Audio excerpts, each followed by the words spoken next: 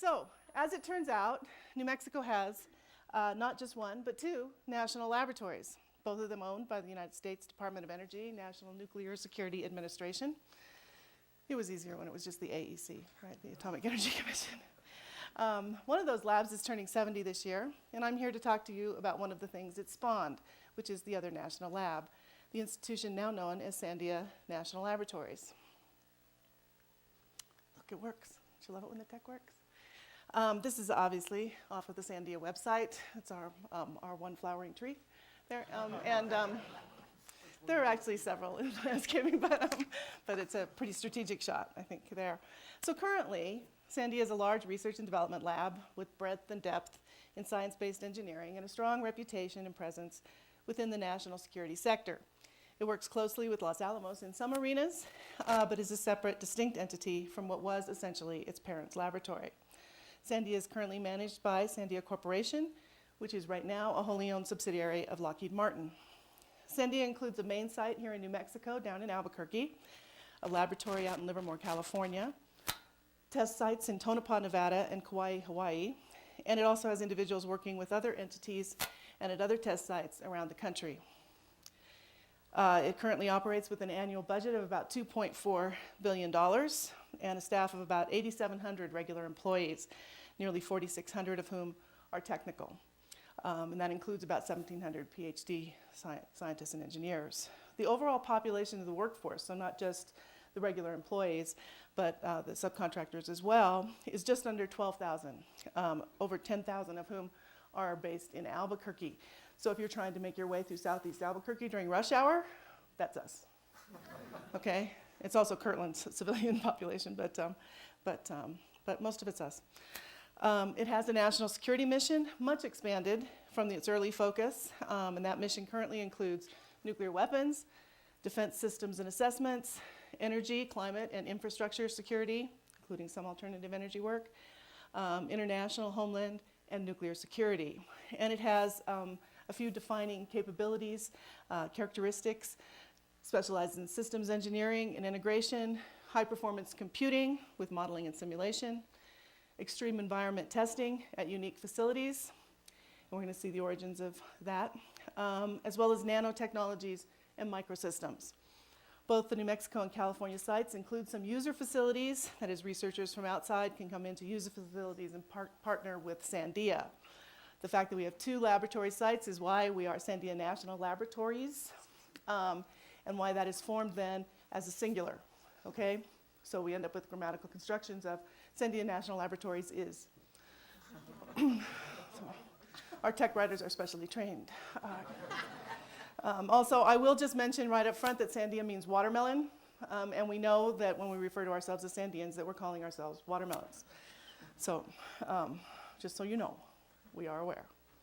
In sum, Sandia, like Los Alamos, is now a large research and development laboratory sporting a range of technical capabilities and supporting a broad range of national security needs. It was not always so. For the bulk of their histories, extending through the end of the Cold War, both Los Alamos and Sandia were primarily involved in the development of nuclear weapons. I think you probably know that. Sandia's role in nuclear weapon design, development, and production involves the non-nuclear portion of the weapons. That is, providing the parts that turn the nuclear device into a deliverable weapon. And this is has been referred to from the early on as weaponizing or weaponeering. All right, taking that blinding white flash design and making it into something that the military can deliver. The engineers involved were referred to as weaponeers. You don't hear that language quite so much anymore, but certainly through the first 4 decades of the lab's history, that was very strong. So you have a similar picture out there in the museum that you can see. In fact, I think you have the same one, maybe. This is a B-83. It's a modern weapon. The photo here shows the suite of components and parts for which Sandia has responsibility. The lab designs and tests everything you see here. And so that's everything including, it's sitting on a rack, it's got on wheels underneath there that you can't really see. That's the handling gear, the H gear, everything there, the external casing, the internal case parts, all of this inordinate number of O-rings. All of U.S. industry runs on O-rings, really, and now electronic components as well, of course.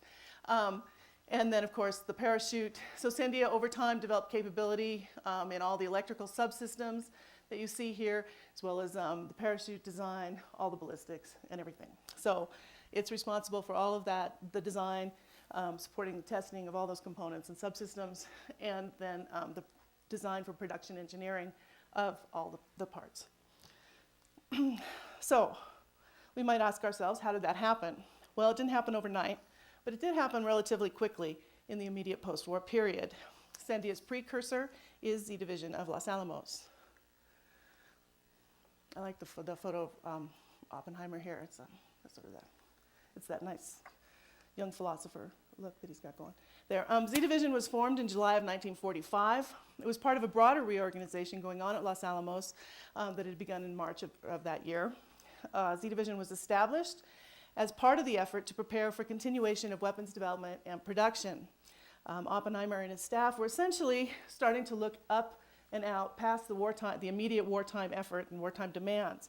And if we consider what's going on in July of 45 and where everything's at, we can start to see why he would be doing that. The war in Europe is, of course, over. The war in the Pacific looks like it's going to go to the Allies, although it's not altogether clear when. Los Alamos has the little boy gun type uranium weapon design in place with a fair amount of confidence in it. And they're getting ready to test the Fat Man implosion type plutonium design down at Trinity. Production throughout had faced difficulties. All sorts of elements of the design, of course, had faced difficulties. But producing the parts, getting the parts and the components together and assembled had gone on in a relatively uneven manner. And he's looking to try to fix that, to put that on a more stable footing. So he gathered up the ordnance engineering elements at Los Alamos that were in different divisions at that point and put them into one ordnance engineering group. Ordnance engineering being design of weapons, including the test functions that were then located at Wendover, Utah, supporting the test drops preparatory to use of the weapons.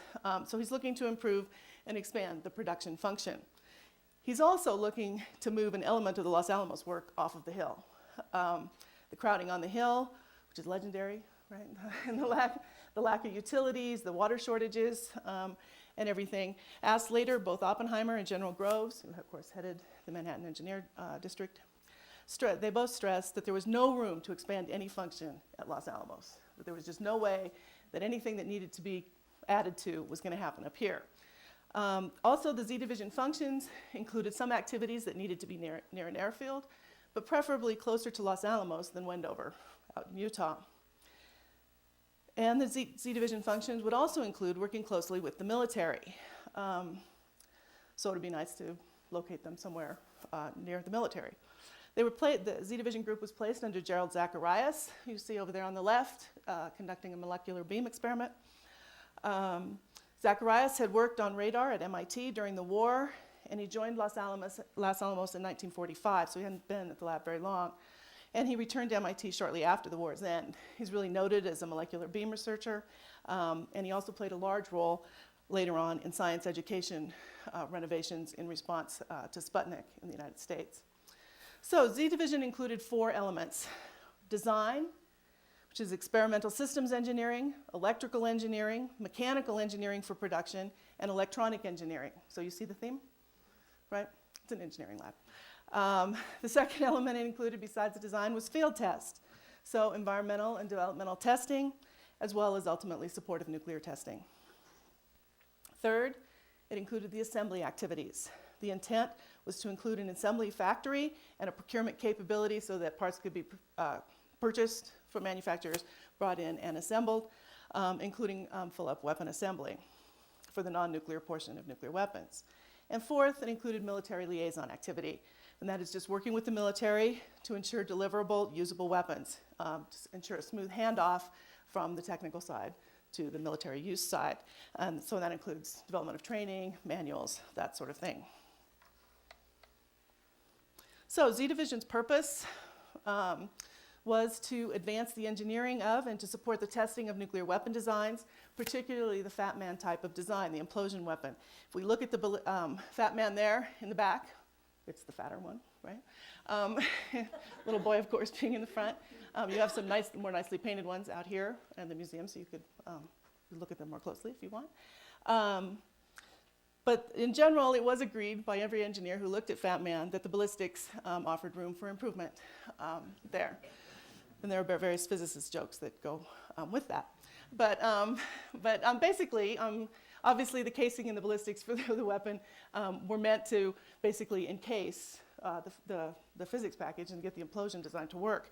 And so the ballistics were not, the detailed, fine ballistics were not a high priority.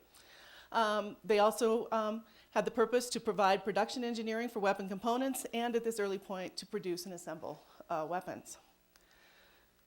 So if you're going to have something and you don't want it to be at Los Alamos, but you need a site for it and you don't want to go out to Wendover, you have to start looking around for a site. Now, the MED, the Manhattan Engineer District, had, of course, had experience in site selection. What are they most looking for in a photograph of a site, potential site? Nothing, okay? No city there, right? So they're looking for some space, relatively remote. They would like it to be, though, near an airfield, near the military, and relatively close to Los Alamos. So the site they end up selecting is the area around the old Oxnard Airfield, which had been established as an airport, a private airport, in 1928.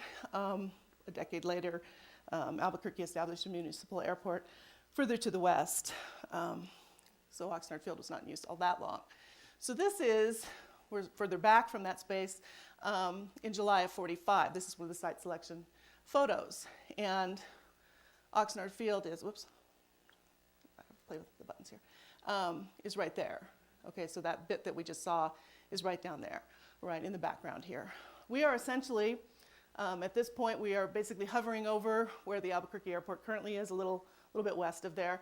We are looking east out toward to Harris Canyon out there, all right? And this photo actually represents a lot, because what happened during the war to the space in this photo that's represented by the sites that are there is part of the resources pumped into the west, and what happens in this photo over time, which is the space in this photo over time, not the wearing out of the photo, is essentially representative of what happens all over the West as defense money comes in. That is, there's a lot of growth. In other words, a space that starts out looking a little bit empty fills up pretty quickly. Now, the U.S. Army had acquired this land, all this basically that you see here, and some to the south there, in 1941 to establish a training facility for bomber pilots. The bomber pilot section of that became Kirtland Army Field, which is this part up here, and you can see their runways here. In the back, they had, in the back part here, back up here where Oxnard Field had been, there had been a training center for aircraft mechanics and air depot personnel, and then in '44 it became the Army Air Force's Convalescent Center. Off to the south of here, we don't see it in this photo, but off this way, E.J. Workman had been doing testing during the war in support of the Proximity Fuse project. So another big wartime scientific endeavor, science and tech endeavor, was also supported out here in an area that would later be used for other kinds of testing in the post-war period. So we can note that, of course, Albuquerque has not yet grown out this far. We can see Route 66 here. I cannot make a straight line with the laser, it jiggles. Central actually goes pretty straight there, but right along there. And of course, those lovely hotels that are up there on Route 66. Do not stay there if you visit us. Give a call first, we'll help you out. Down there, we're about a decade away from the Interstate Highway Act, so it's really just Route 66 heading out there. Interstate 40, of course, is also going to head out through there later on. So that's what we're looking at. Down in here, you can't really see it because it's kind of faded. This main street that's coming in here is Wyoming. Okay, so when you get off 40 on Wyoming and come south, you go in the Wyoming Gate, you end up roughly down in here. Where is Yale? Yale would be back kind of over, I think, probably about here. Going right along the bottom? Yes. On the bottom end of, yeah, this is the bottom end of Kirtland, yeah. Well, Weston, I was in the bottom end of Kirtland, yes, so down there, okay? So we are, again, looking east, out towards the mountains. You said that they purchased this land. Who did they purchase it from? They didn't purchase it. Well, they purchased some of it, but the military took it. There were various land grants down in this area. Previous land grant, there had been some ranching in the area, some homesteads out further out in the canyon, and so different families that it was purchased from. So now, of course, if you were to be down there sitting in traffic, you would notice that all of this is filled in by housing and commercial stuff all the way down to the Eubank Gate, really, okay? In other words, and everything coming in from Four Hills right down in here, all right? So in other words, the city has grown. Albuquerque found this remote location, in other words. But it wasn't there yet. So this is the site. Now we need to transition to it. And right in the middle of July 1945, that transition starts to occur. In July 14th of 45, the Corps of Engineers requested transfer of jurisdiction for the Albuquerque Army Airfield, so that's this area in the back, to the Corps of Engineers, right, to bring it in under the Manhattan Engineer District. Now, I'll just note that 2 days later was the Trinity test, and then a week later, on July 21st, at 23:58 hours, so 2 minutes before midnight, the Albuquerque Army Airfield was transferred from the jurisdiction of the Air Technical Service Command to the jurisdiction of the U.S. Engineers Manhattan District. And the transfer included Albuquerque Army Airfield, Albuquerque, New Mexico, consisting of the air base and all leased facilities. So the property, everything that you see there pretty much goes to the Manhattan Project. And after that, the part in the back there that they just got is referred to as Sandia Base.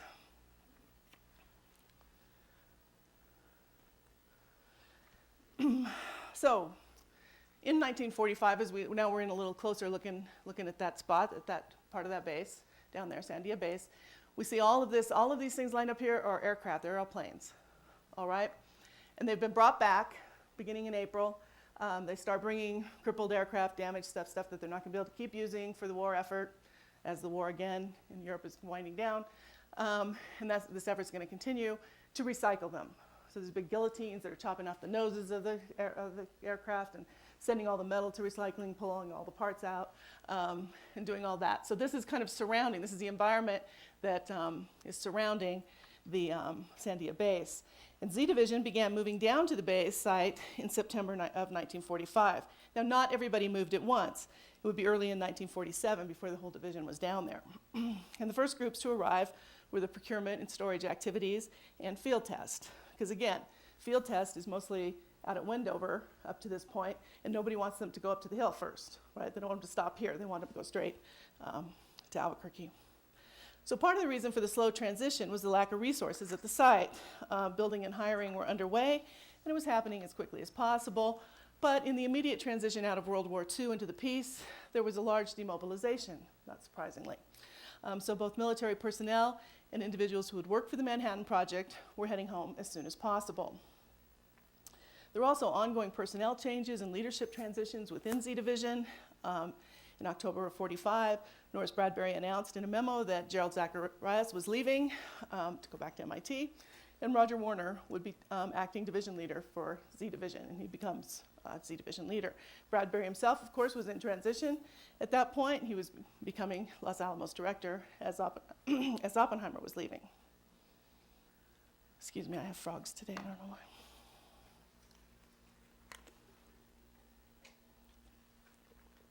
And by the way, the 1940s happened completely in black and white, as you know. Right, color had not been added to the world yet. So, there's no spare housing near the site. There was none on Sandia Base either. Buildings for work were being brought in from other military bases as demobilization occurred. So they're dragging property up from different military sites, and they brought some housing in from Hanford, dragged property buildings down here because there were shortages, of course, of construction materials because of the war. And so building a new site is a little bit difficult late in 45 and early 46. But they were trying to, taking on a rapid construction effort to support the new Z Division. And you can see that there's an overall military appearance of the construction in the environment, which is not surprising. It's a military base, right? And I'm just going to show you up here We're actually looking northwest over the northeast corner of the tech area at that point, of the main tech area. And I want to just point out a couple things. One is there's some construction going on right here. This is going to be Building 828, Mechanical Test Lab. It's the first technical facility built specifically for Z Division. You'll note it's right there next to the base chapel, which, given that they're going to be bringing in prototypes with thousands of pounds of high explosive in them, it's probably not a bad idea. But the base chapel, they up and move it away. They put it elsewhere on the base. So it's test of faith, I don't know. But anyway, but you'll notice this is basic kind of, it looks pretty military in here. And also up here, note all these boxes. You'll also notice occasionally we used to historically get water in Albuquerque. That isn't happening currently, but apparently it did. But these are all boxes. Those are all just parts, all right? Z Division is going to be receiving everything that was ordered, parts for components, pieces, subassemblies that were ordered during the war and that are now arriving, all right? So as manufacturing keeps sending stuff, so it ends up down here. So we like to joke, this is the U.S. stockpile in February of '46, all right?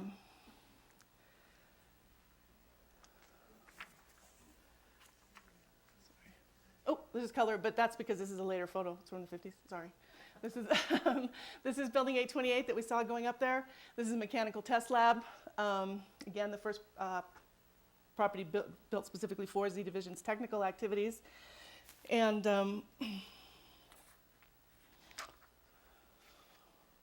it was built specifically for testing weapon components and prototypes. The idea was to obtain statistical data on the performance of individual components.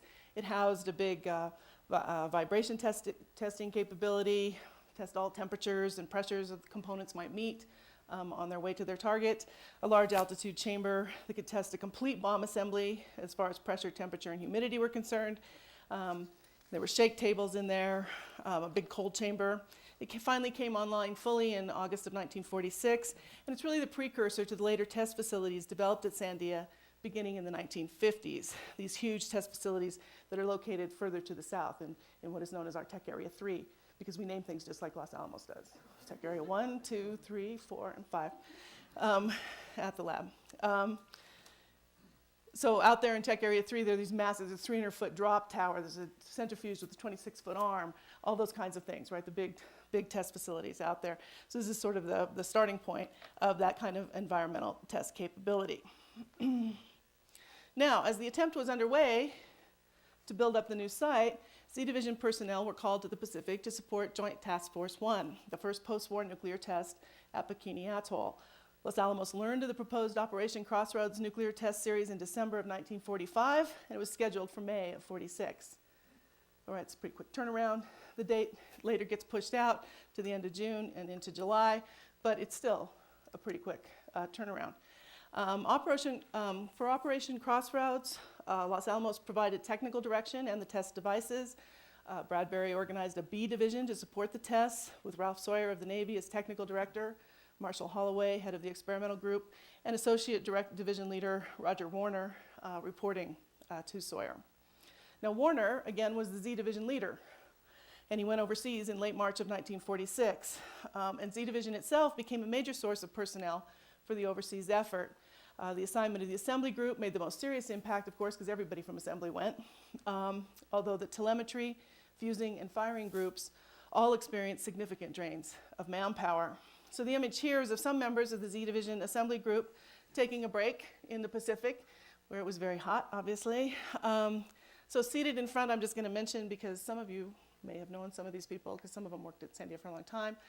Phil Daly, who ends up in the assembly operations back at Sandia, New Mexico. Ken Roebuck, Art Machen, ends up at Sandia in military liaison for a good long time, several decades. Ira Hamilton, Glenn Fowler, kneeling there in the back with the nice hat. And where did I leave off? Oh, and Brian Arthur, sorry. And then in the back, that's actually Roger Warner with the cigarette there, the Z Division leader. And then Major Robert Rourke, Colonel Jack Sutherland, seated, and then there's Fowler again, we saw him. Glenn Fowler kneeling there. Alvin Van Vessem, William O. McCord, and Gene Eister, who's seated there in the back. So back in New Mexico, with Warner being gone, Dale Corson was actually serving as acting Z Division leader in Warner's absence. Which one is Al Van Vessem, please? Oh, sorry. Let me make sure I get it right. Al Van Vessem, third from the end. So I think this is. Did you know him? Yeah. Mm-hmm.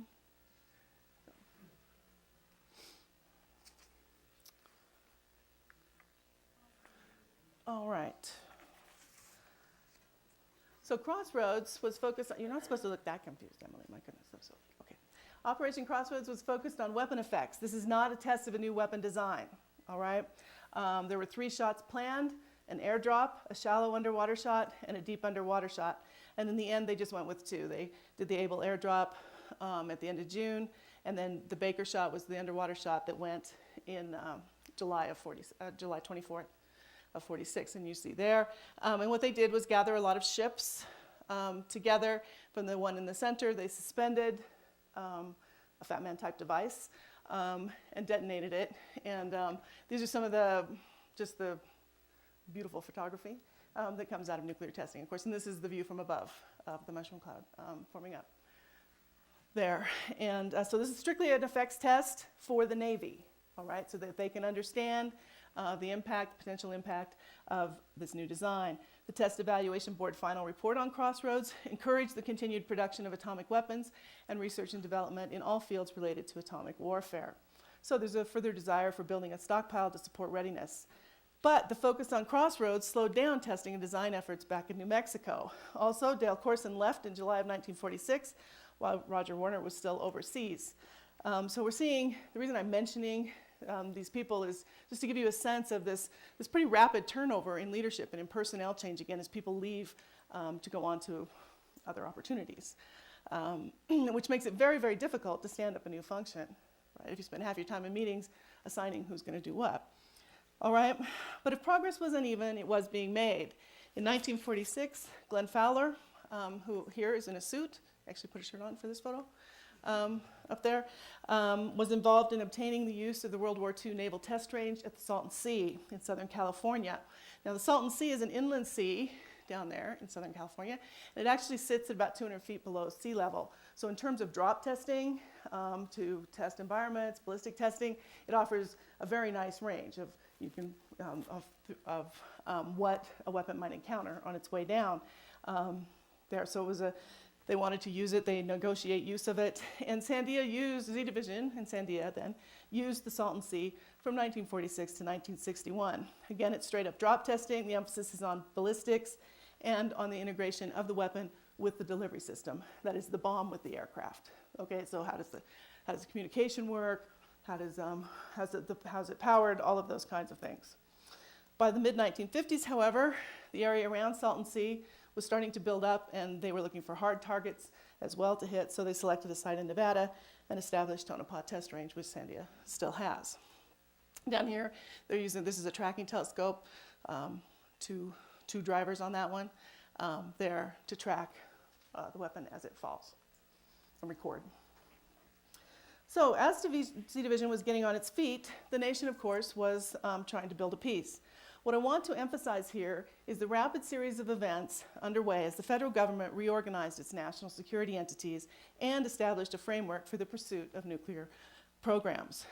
There's a great conjunction of events happening in the same very shortened time period. I'm not going to go into detail on them. I'm just really reminding you of what you probably already know. The National Security Act of 1946 was signed by President Truman on July 26th, shortly after the Crossroads shot, and that created the National Military Establishment, which was later renamed the Department of Defense, created the National Security Council and the CIA. It also established a civilian Secretary of Defense, and priority was given to creating a new independent Air Force.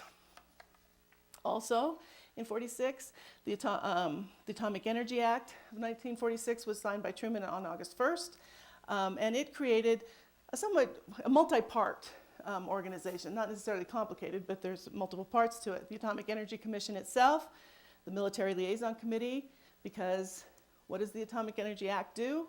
It places atomic power, nuclear power, under civilian control, right? That this is a newly identified weapon. It's decided that it will not be placed directly under military control for design, but under civilian control. So then you have to have a civilian entity to control it, and that's the Atomic Energy Commission. But since it's primarily concerned with weapons at this point, and that involves the military, you need a military liaison committee to enhance that interaction. There's also a Congressional Joint Committee on Atomic Energy created, the JCAE, which has oversight over the AEC, and the General Advisory Committee, which is the team of scientists that are there to advise the Atomic Energy Commission commissioners.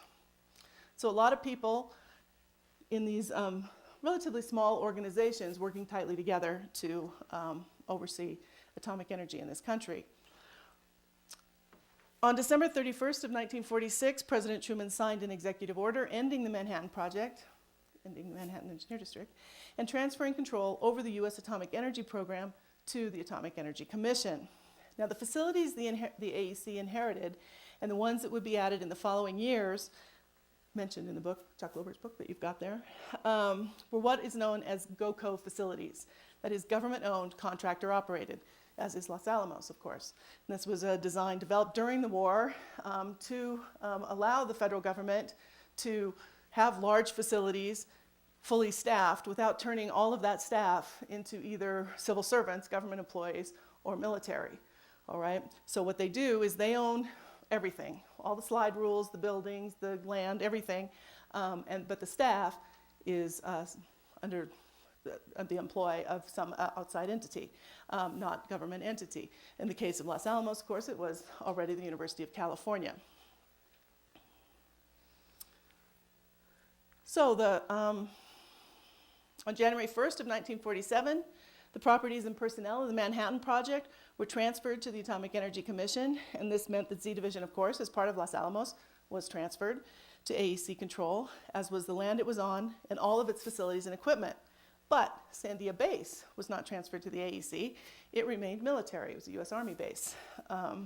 And in the correspondence related to this, the military notes, the commission agreed that the control of the base, the physical properties that constitute the base, and the civilian and military personnel employed there in military operations would not be affected by the provisions of the executive order. So we still have Sandia Base, Kirtland Base there. In 1971, just as a note, Sandia Base is merged into Kirtland Air Force Base. So there's really just one base there now. It's important to realize that in the 2 years immediately following World War II, there was no clear U.S. policy on the development or strategic planning for the use of nuclear weapons. There's no stockpile to speak of at this point. The AEC commissioners visited Los Alamos and Z Division in November of 1946 before they took over control of the MED resources. David Lilienthal, first chairman of the AEC, reported on his visit that the result was a shock. The substantial stockpile of atom bombs we and the top military assumed was there in readiness did not exist. Furthermore, the production facilities that might enable us to produce quantities of atomic weapons and weapons so engineered that they would not continue to require a PhD in physics to handle them in the field likewise did not exist. No quantity production of these weapons was possible under the existing handicraft setup. So there's a tone of disappointment there in that. As though underlining the issues that Lilienthal mentioned, in November of 1946, Roger Warner left to become director of engineering for the AEC. Robert Henderson, who was already an engineer at Los Alamos, been involved in the wartime effort, agreed to assume leadership temporarily. By February of 1947, he had moved the last of Z Division down to the Sandia site, and that was Z4 Engineering, the engineering group, of which he was the leader. Henderson went on to become a vice president at Sandia and was Sandia's chief engineer for most of his tenure at the lab. Now, the United States was forming policy in response to world events as Cold War tensions increased. And there's a variety of events that happened over the course of the 40s, particularly in 47, 48. Policy of containment was, as a result, articulated in 1947, so we're starting to see now Cold War policy being stated. And everyone is now going to support that policy. And a year later, of course, in June of 48, the Soviet Union's blockade of Berlin further focused policy planners on readiness, on having nuclear weapons to hand. And by 49, of course, when the Soviets get their own weapon, now there's an arms race element added to the Cold War as well. So, but all of this buildup in 47 in particular included increasing pressure for a war reserve stockpile of nuclear weapons. Is that me? Am I doing something? Something's making fuzzy sound. The AEC planned to expand the production capabilities of the nuclear weapons complex, including the addition of new facilities for manufacturing and assembly. There's a great concern over production rates. They're producing about 1 bomb every 2 months in mid-1947. So, and nobody sees this as fast enough to create a stockpile of weapons. Now, while Henderson remained temporary director of Z Division, Norris Bradbury and the AEC looked for a permanent leader. In November of 47, Bradbury wrote that he felt that a man of considerable prestige would be needed to provide the necessary strong leadership, someone with a broad engineering background. His staff and the AEC concurred.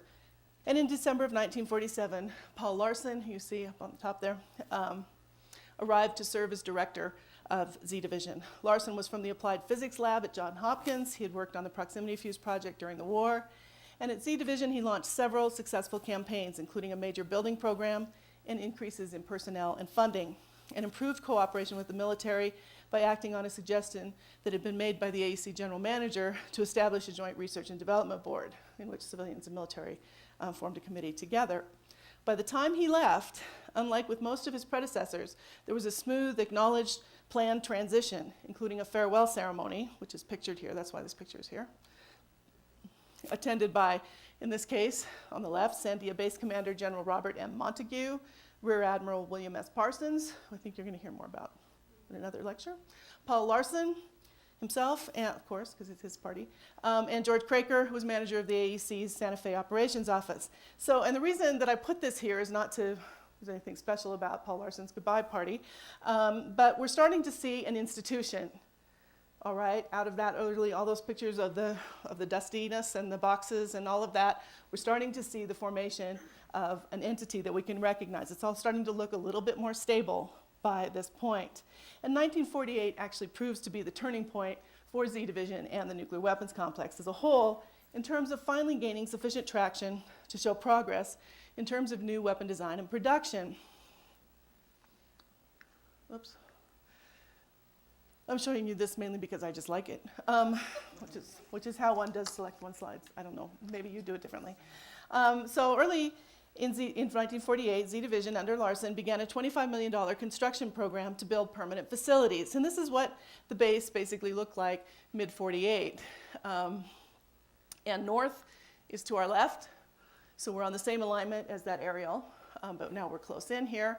And you can see this is Main Street here. It says it's going out to the North Gate. That's Wyoming, all right? Some of that construction that Larson has gotten funded is happening up here in the AEC technical area in this corner. Sandia and Z Division and then Sandia are going to continue to grow out this way, okay, to form the tech area out here. They're also going to add additional technical areas to the south of the main tech area. And Route 66, I think, well, I don't know if you probably can't read it. I can't read it, certainly.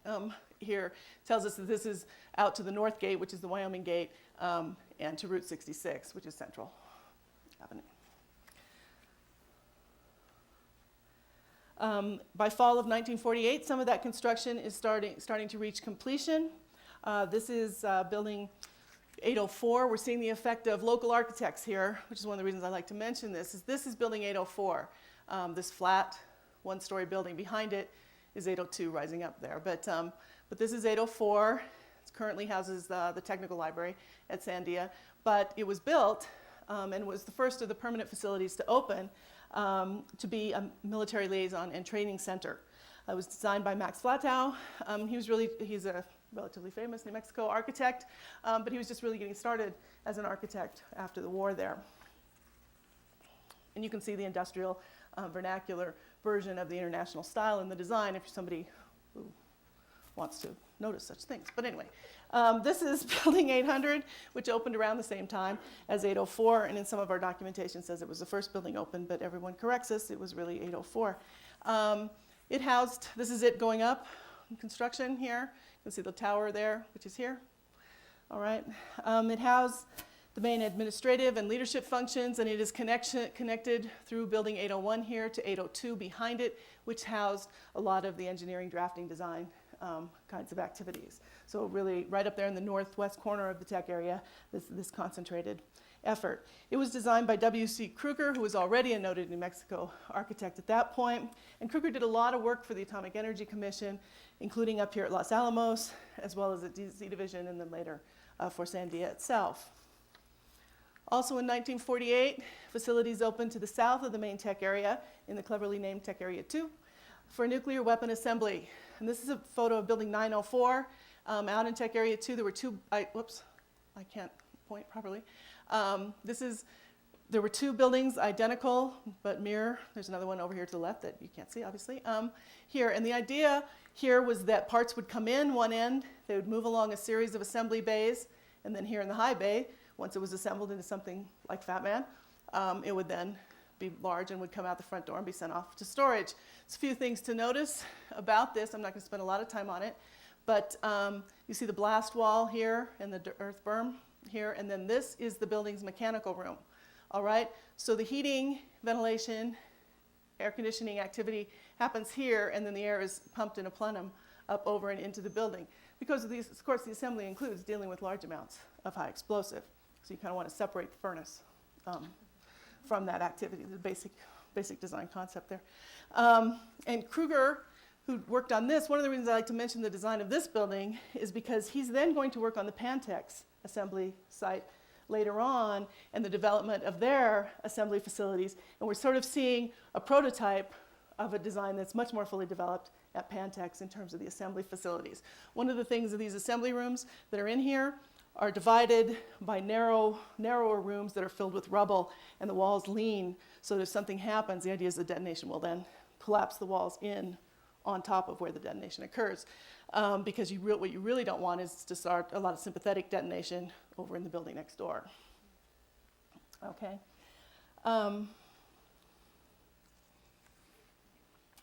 But while these assembly facilities were opening in September of 1948, plans were already well underway to move production and assembly elsewhere due to the push for high production levels. So in other words, it says something about the priority, right?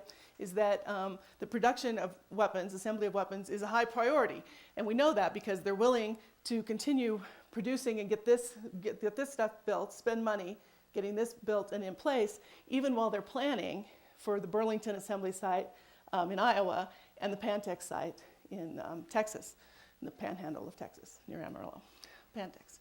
All right, so even as this is coming online, there's already plans to move the activity elsewhere. But Sandia did serve as the primary assembly site for nuclear weapons from 1948 to 52 and retained the capability until 1957. Oh, sorry. Having feedback. And one of the things about that to realize is that assembly at that point is the assembly of all the non-nuclear portions, including the high explosives, but the physics package is actually stored separately from the weapons in these early years. So the assembly does not include the physics package. So on April 1st of 1948, Z Division had grown so much that it was finally declared a separate branch of Los Alamos and named Sandia Laboratory. By mid-1948, Sandia had grown to approximately 1,000 employees, up from about 145, and the slide indicates that this growth will continue. So there we are in 1949, there's about 1,700 by then, and we're going all the way up to 1957, which is over 7,000, and this poor person that's partly there. Over there. And I like using these, the actual historical pieces there because I think they're very expressive. We don't, a chart now would just show, look, it's just going up. Okay, well, we can see that same line, but we also get to see cute little people on there. Now, in 1948, Bradbury was expressing his concerns over his ability to handle effectively the Sandia responsibilities.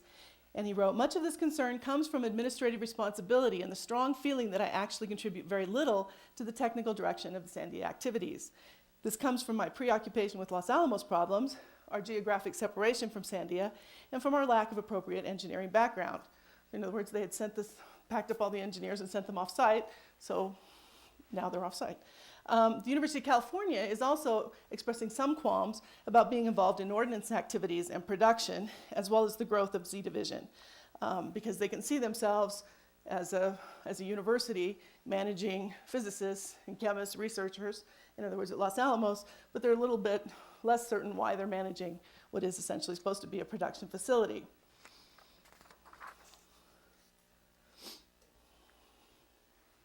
Now, in April and May of 1948, the sandstone tests in the Pacific at Eniwetok included 3 tower shots, X-ray, yoke, and zebra. Now, unlike Crossroads, sandstone was primarily a scientific test series. They were testing new and improved weapon designs, new component designs, the whole bit. All right, so we're starting to see, finally, here in 48, some traction in the production and expansion of the stockpile from this point on.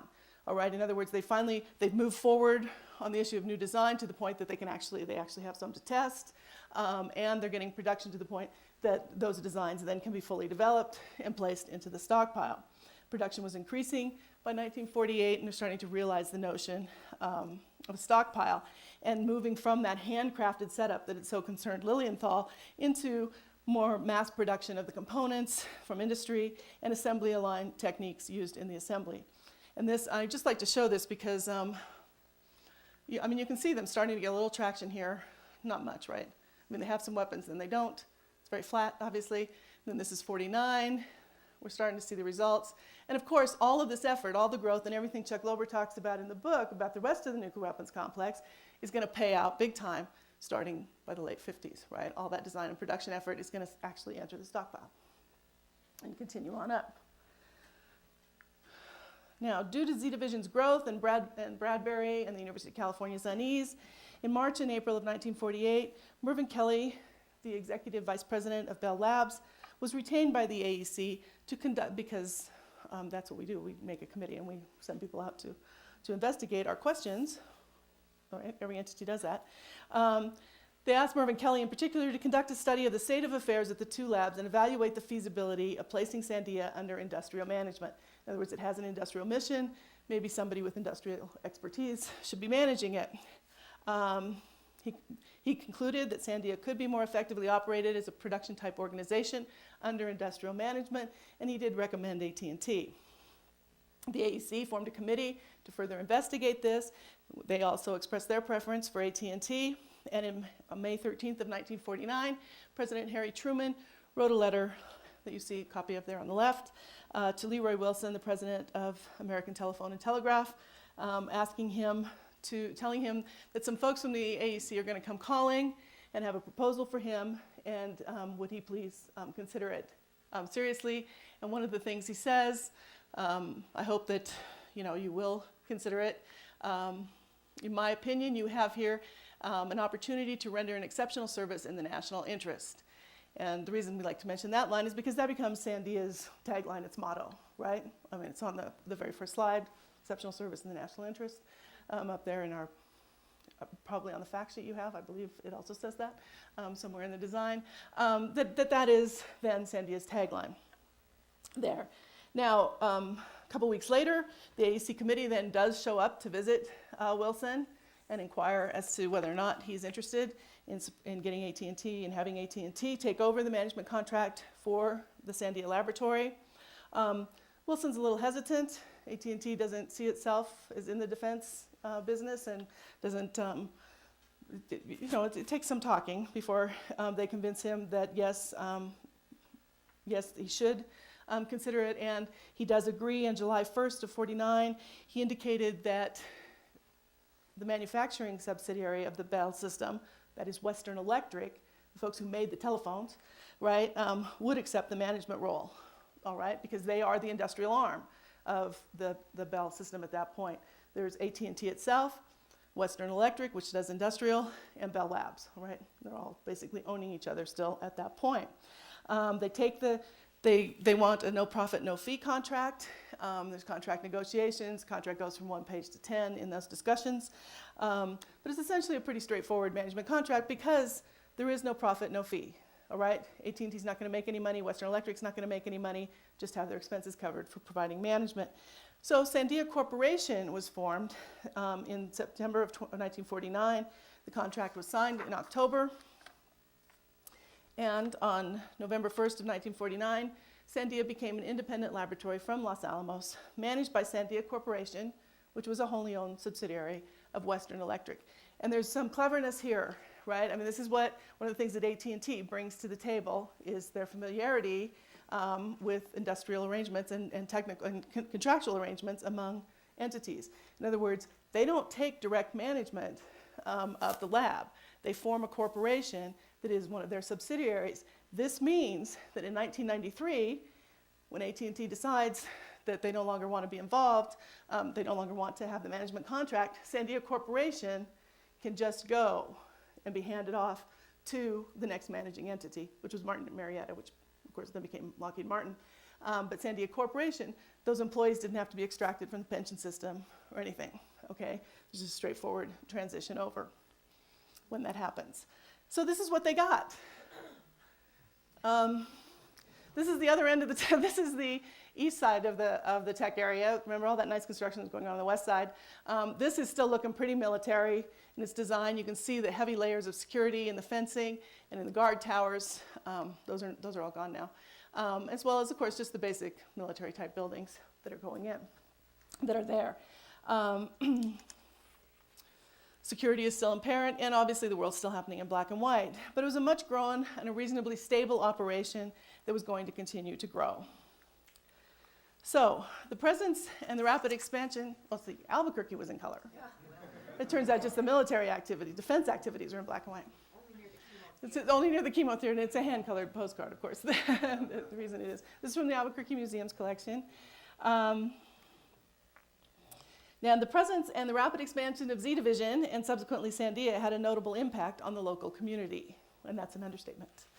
Albuquerque experienced a significant housing and employment boom in the immediate post-war period, and Sandia was not the only entity expanding within the state after the war, of course, but its growth did have a significant impact on Albuquerque. By the early 1950s, Sandia Corporation was the largest employer in the state, not just in Albuquerque.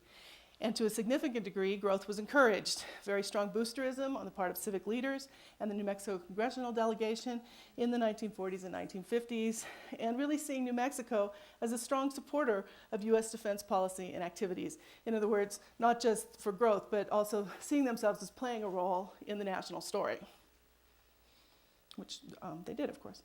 So there's an influx of people coming in as Z Division and Sandia are trying to do all that hiring. And they're driving a need for housing and a consequent push for construction. Rent control that had been in place during the war actually continued after the war in response to the housing shortages. And in 1947, the city established a building department to help it cope with record-level construction to accommodate new residents. And still there was a housing shortage. These numbers are up here, and they look soft, and they're meant to look soft because, of course, as you start comparing things over time, nobody's counting exactly the same things, except the census, which has the same issues every time that it happens. And so it's more reliable. But one of the things I just want to point out here is here's Albuquerque, about 26,000, 35,000 beginning the war, about 65,000 by the end of the war. Here's Sandia workforce coming in, up to 7,000 by 1957. So, but this is a huge growth right here, and look what's happening to the rest of the base workforce at the same time. All right, so it's not just Sandia, but also Kirtland that is growing. And all this growth had an impact in all areas of city life.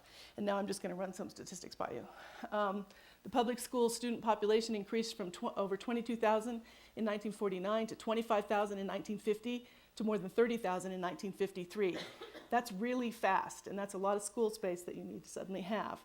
The UNM student body increased from fewer than 2,000 in 1940 to over 4,600 in 1950.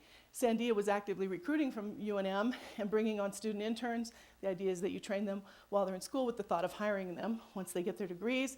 It was also sending some of its employees to UNM for degrees, and those programs will pick up in subsequent years.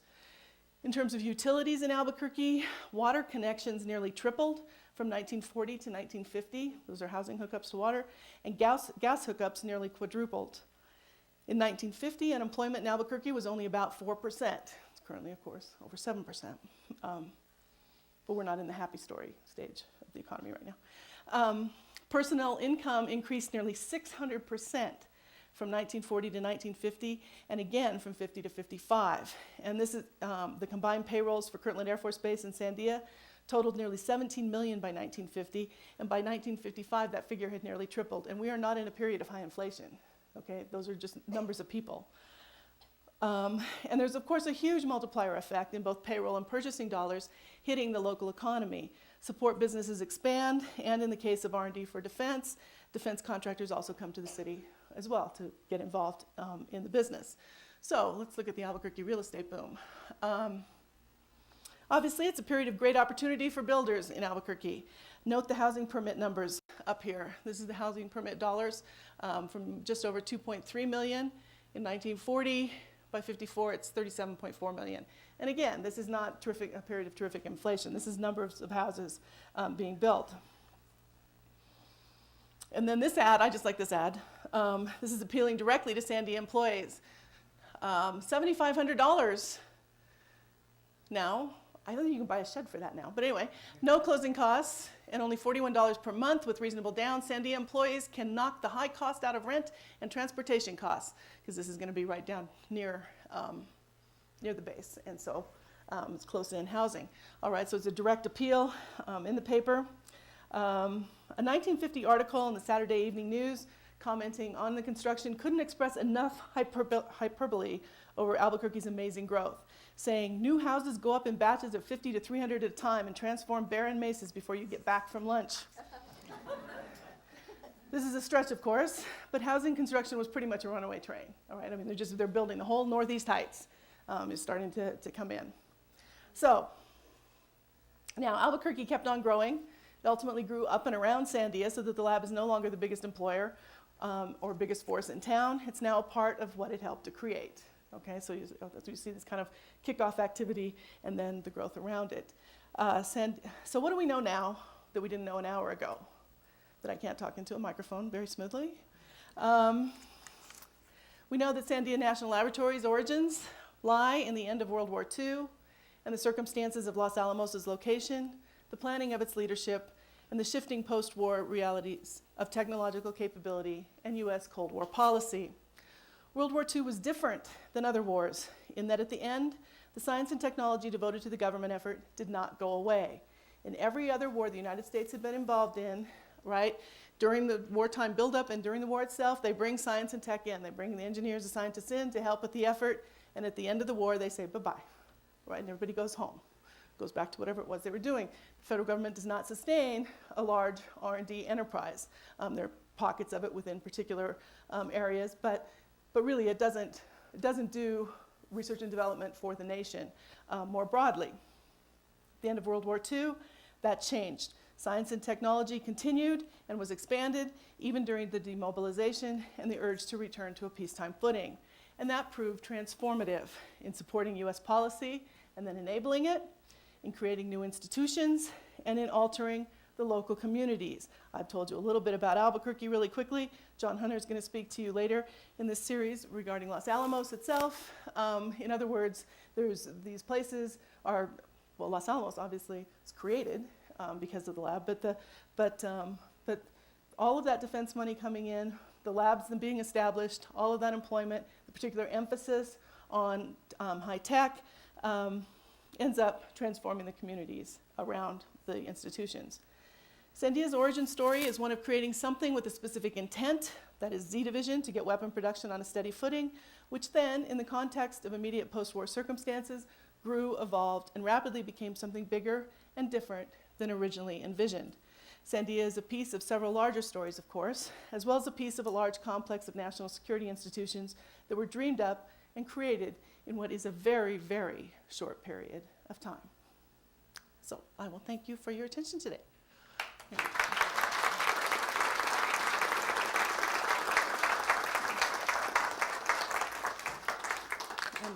Thank you, Rebecca. Megan? Questions? I have a very an easy one. Oh, good.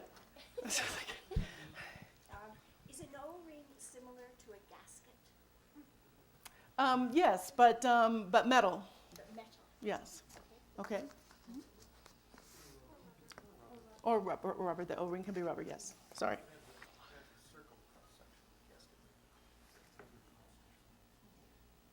we have a board we could draw? No? That's what- that's okay. Okay. Go ahead. Sometimes I hear differences about the culture at Sandia and the culture at Los Alamos. In the introduction, you mentioned that that's one of your interests. Can you comment on what you see as cultural differences between Sandia and Los Alamos? Well, I would say that the nature of, that the basic difference is the difference between an engineering and a scientific culture, for the most part, in terms of the way information is exchanged and in terms of things like the expectations on, as Sandia adds, of course, research elements, it also gets into publishing and broader sharing and career development of that sort. But the engineering culture tends to be, when you look at those facilities, right, early on, one of the things you see there is a high level of practicality. And I'm not comparing to Los Alamos at this point. I'll let Alan can address that. But in terms of engineering culture, what you see are people who are all about the function. And it's not true of every engineer, right? But in which there's a high level of ingenuity, of course, but not at all a concern with the landscape. In the last 20 years, as Sandia has gotten more involved with businesses outside, you see buildings being designed that are more obviously attractive on their exteriors, and that has started to matter to the lab, which underlines the fact of how much it just didn't matter in the first 4 decades. Okay, and that's just one example, but it's very much also a culture which I think is comparable to Los Alamos in coming off the war, of being a go-to place, of being a get-it-done kind of place. That very kind of focus. That's their. Not necessarily that standing on the outside you would necessarily describe them that way, but that they see themselves that way. That it's very driven, very focused on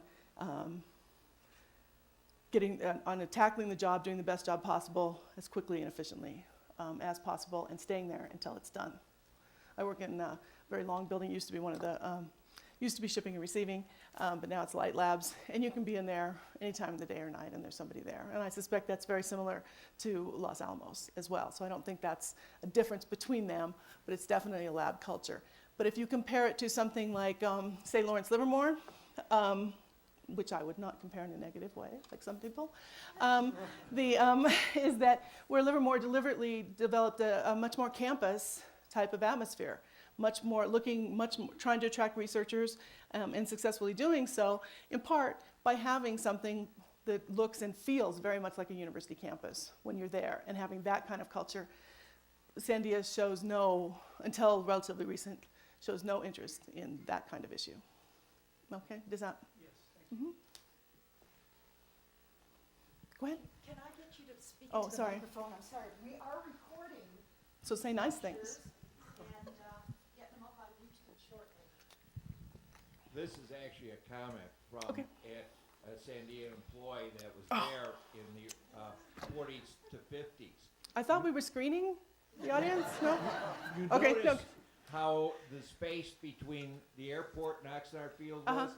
What happens is that's all open dirt and dust. And what happens when the wind blows? The cars were stripped down to bare metal. Yes. So cars had to be repainted every couple of years. So there's another whole industry that can grow in Albuquerque, right?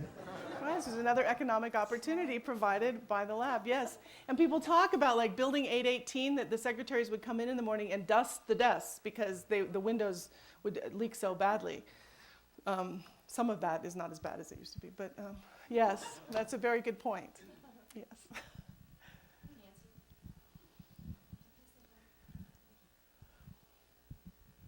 You showed the pictures of the men Operation Crossroads. Yes, and then I made a hash of identifying them. I apologize, but go ahead. No, my question is, were they civilians because they were still in the Z division of Los Alamos, or were they military? They were dressed in military outfits, right? They're both. Roger Warner was a civilian. Glenn Fowler was a civilian by that point. But part of the others, like I think Jack Sutherland was still in the military. And if you remember, Los Alamos, of course, was a combination of civilian and special engineering detachment folks up here. So it's a mix. Under the Manhattan Engineer District, the Manhattan Project is a mix of both. And that remains true until, of course, the AEC takes over. So there were both up there. And it's a little hard to tell based on how they were dressed, because they're all wearing, those that are wearing clothes are wearing khaki, and whether it's military or not. And so it's a little bit hard to tell. But but yes, part of them were military and part of them weren't. Part of them were civilian. Well, they were all dressed. I'm sorry, they just didn't all have shirts on. We enjoy your humor. So it was like, and I'm very aware this is being recorded. Okay. Anyone else? Rebecca, thank you so much. Well, thank you so much for the opportunity. Thank you.